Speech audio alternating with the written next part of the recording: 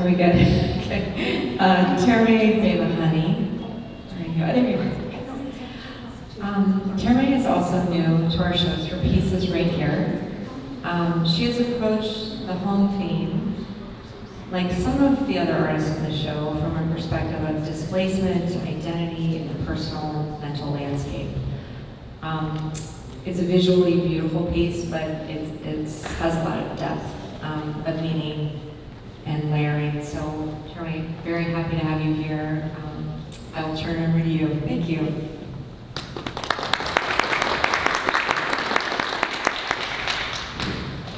Hello. Hi, my name is Termeh. I'm an Iranian artist and muralist here in San Francisco. I grew up in Iran. I grew up in Tehran since I was 18 or 19, I want to say. I moved to the US in 2011, and ever since moving here, I've had the luxury of being able to go back home pretty much every year. All my family still lives back home, so I'm grateful that I was able to do that. But I noticed that every time I went back home, I always felt home. I was like, good, okay, I'm going home. This is amazing. This is really good. But when I was back in Iran, I would think of my life here. And I would think of my life in San Francisco and all the friends I've made. And I do have some family here too. And I noticed certain emotions coming up for me that can be identified as being home. And it took me a couple of years to be able to understand what that means. Wait a minute, if Iran is my home, but when I'm there I think of here as my home, then what is happening, what am I doing? And it did take me a long time to understand that my home is not a geographical location. My home is how I feel based on where I am, when that is, and who I'm with.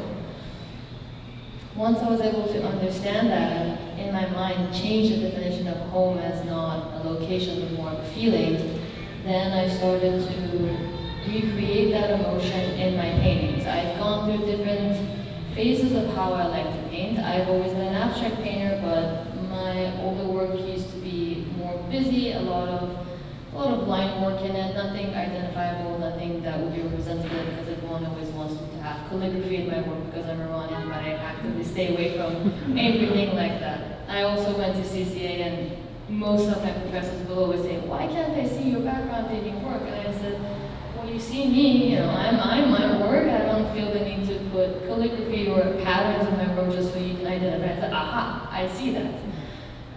So I actively stayed away from that, and I noticed that I do feel more comfortable when it is an abstract piece. And I am constantly trying to create certain feelings. Nothing specific, but more so I want to be able to, that's why I call them mental landscapes, because specifically with this piece, I wanted to only use color and see if I can only use color to convey certain feelings and emotions that I might have. And that's why I find it interesting when people talk about my work, everyone asks me, what is it about? They want, I think they're hoping for me to point and be like, there's a little dragon if you look really close. But I'm like, it's about color. I just see them like, oh, like I was hoping for something a little bit more. I'm like, no, let me explain it to you. But it is purely about color and me trying to just use something very simple to try to define something that means a lot more to me. That is the basic, that's the simplest way that I know how to explain why I do what I do. I use a lot of house paint, acrylic mostly, and ink and powder pigment. I love mixing color, and I try to use pretty much all of those five materials to mix a single color. And I love watching paint dry. I know not everyone loves to do that, but I literally love pouring paint and just like, oh, look at that. Like, it just changes so much, and I find it very interesting. It's all part of the process for me.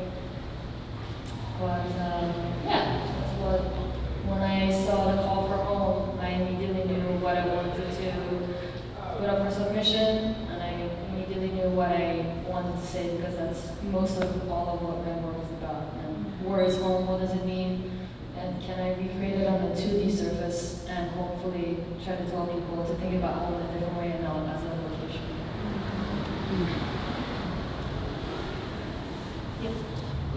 Your color choice, can you talk about that? Yeah, that's a very good question.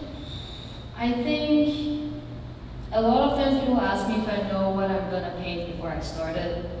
I think most artists get asked this question, especially most abstract artists get asked this question, and I always try to describe it as, I assume when an author wants to write a book, they don't know everything, they just know the main plot and certain characters, and they figure the rest out. I think of it the same way.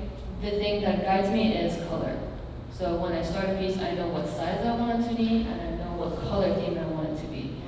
I can't exactly describe why that color pops in my head at the time that it does, but I knew for this, the background colors was very important to me, so I knew I wanted to be a muted, purplish kind of theme, and once I had that down, then kind of everything else really, I work very intuitively, so once I had the background down, I was like, oh, I know it needs a nice red. And I mixed it until I was like, that's the one I want. Once that dried, I was like, oh, I know it needs a pink. And then I added a pink. So I work in layers and very intuitively when it comes to that part.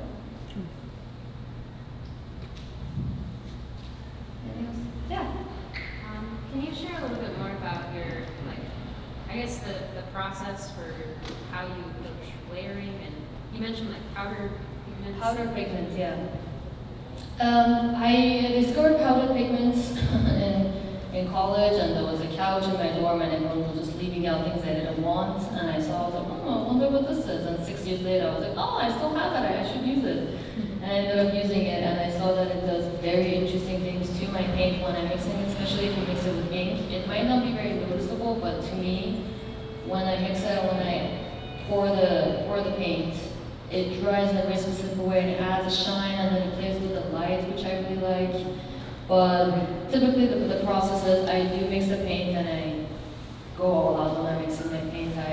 For me, it's all about that 1% things that maybe not everyone can see, but I know that I mix that little bit of blue into my red to make it what it is now. And then I pour, and I wait about a second to see how it's kind of moving, and my studio isn't flat, it's a little tilted, so I have to wait and see what's happening, because most of the times I come back and it's all dripped off to the side, and that's not what I wanted. So I typically have to wait, and then I tilt my painting and elevate it in the ways that I want to get the shape that I want, and once that's done, then I wait for it to dry, and then I watch it dry. And sometimes if I'm there for the whole duration of when it's drying, I can tell when it's which part is more saturated and which part isn't, and then I'll try to maybe move it around again to get the effect that I want.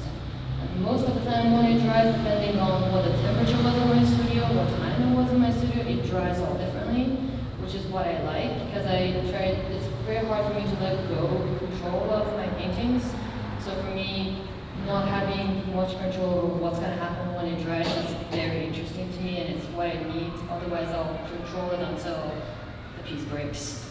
So I let it dry, and when I come back the next day and I see what's happened, I'm like, okay, now I can work with this. So each layer is like a new canvas for me, and figuring out how to make all of that work is part of the challenge for me too. I hope I answered your question.